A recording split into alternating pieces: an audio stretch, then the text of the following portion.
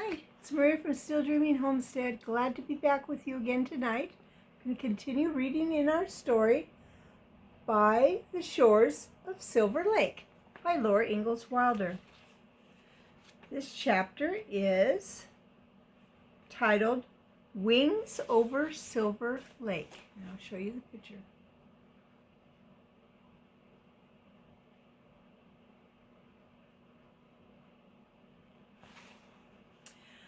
The weather grew colder, and the sky was full of wings and great birds flying. From east to west, from north to south, as far up into the blue skies as the eyes could see, were birds and birds and birds sailing on beating wings. At evening, down they came from the endless sky, sliding down the low slopes of air to rest on the waters of the Silver Lake. There were great gray geese. There were smaller snow-white brant that looked more like snow at the water's edge. There were ducks of many kinds, the large mallards with shimmering purple and green on their wings, and the redheads, the bluebells, the canvasbacks, and the teals, and many others whose names Pa did not know. There were heron and pelicans and cranes. There were mud hens and small hail divers that peppered the water thickly with their little black bodies. Then a shot cracked. Hail divers upended and vanished quicker than winking. They went far down into the water and stayed there for a long time. At sunset, the whole large lake was covered with birds speaking all kinds of birds' voices to each other before they went to sleep for a night of rest on their long journey from north to south, because in the south it would be warmer. The winter was driving them. The winter was coming behind them from the north. They knew it, and they started early so that they could rest on the way.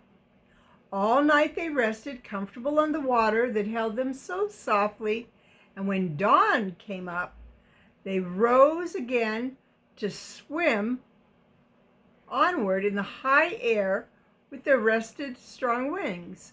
That's interesting. She said to swim in the air instead of to fly. One day, Pa came from hunting, bringing a great white bird. "I'm sorry, Carolyn," he said soberly.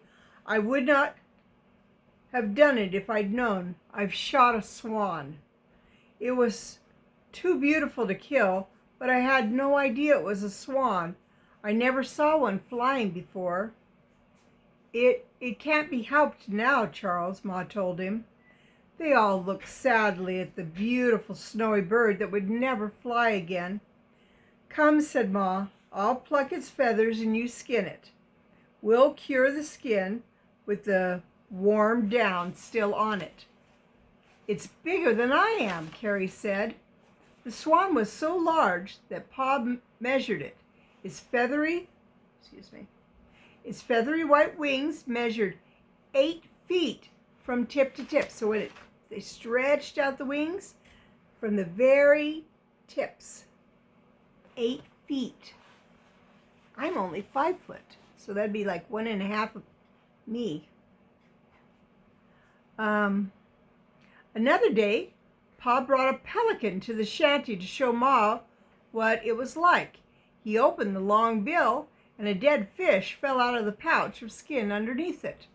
Ma snatched up her apron and pressed it to her face, and Carrie and Grace held their noses.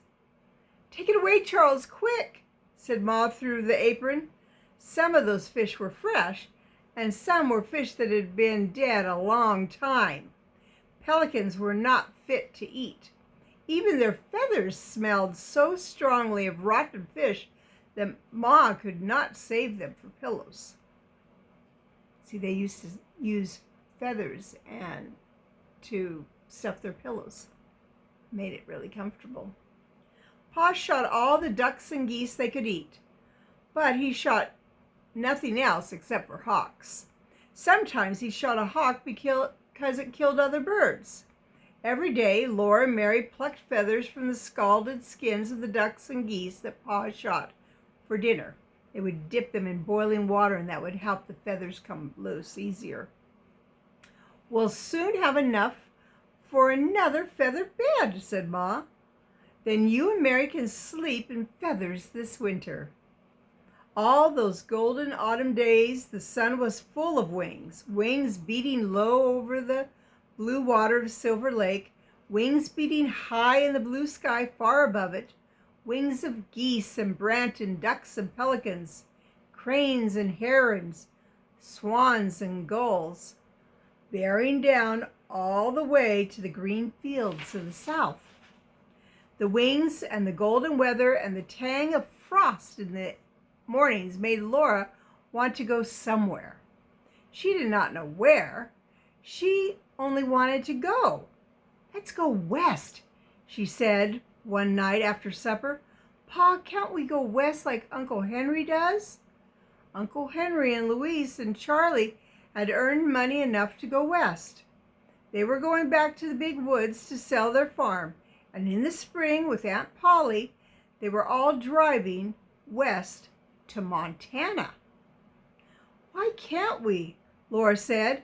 "There's all the money you've earned, Pa, $300. And we've got a team and wagon. Oh, Pa, let's go west." "Mercy, Laura," said Ma. "Whatever." She could not go on. "I know, little half pint," said Pa, and his voice was very kind. "You and I like to fly like the birds. But long ago I promised your Ma that you girls should go to school. You can't go to school in the West. When the town is built, there will be a school here. I'm going to get a homestead, Laura, and you girls are going to school." Laura looked at Ma and then again at Pa, and she saw what must happen. Pa would stay on the homestead, and she would go to school. "You'll thank me one day, Laura. And you too, Charles," Ma said gently. "Just so you're content, Carolyn, I'm satisfied," said Pa. That was true, but he did want to go west. Laura turned back to the dishpan and went on washing the supper dishes. "Another thing, Laura," said Pa. "You know Ma was a teacher, and her mother was a teacher before her. Ma's heart is set on one of you girls teaching school, and I guess it will have to be you. So, you see, you must have your schooling." Laura's heart jerked, and then she seemed to feel it falling down, down, down. She did not say anything. She knew that Pa and Ma and Mary too had thought that Mary would be the teacher. Now Mary couldn't teach, and "Oh, I won't," thought Laura. "I don't want to. I can't." Then she said to herself, "You must." She could not disappoint Ma. She must do as Pa said. So she had to be a school teacher when she grew up. Besides, there was nothing else she could do to earn money. And that's the end of today's chapter. So, it's Maria from Still Dreaming Homestead. I want to pray blessings on you and yours in your house and out of your house in the day and the night. Whatever you do, keep dreaming. If you haven't subscribed yet to my channel, please do. And give it a thumbs up if you like it. I guess you could give it a thumbs down if you don't. And I really love comments. If you leave a comment, I will answer you. All right. Have a good night. I'll be back tomorrow.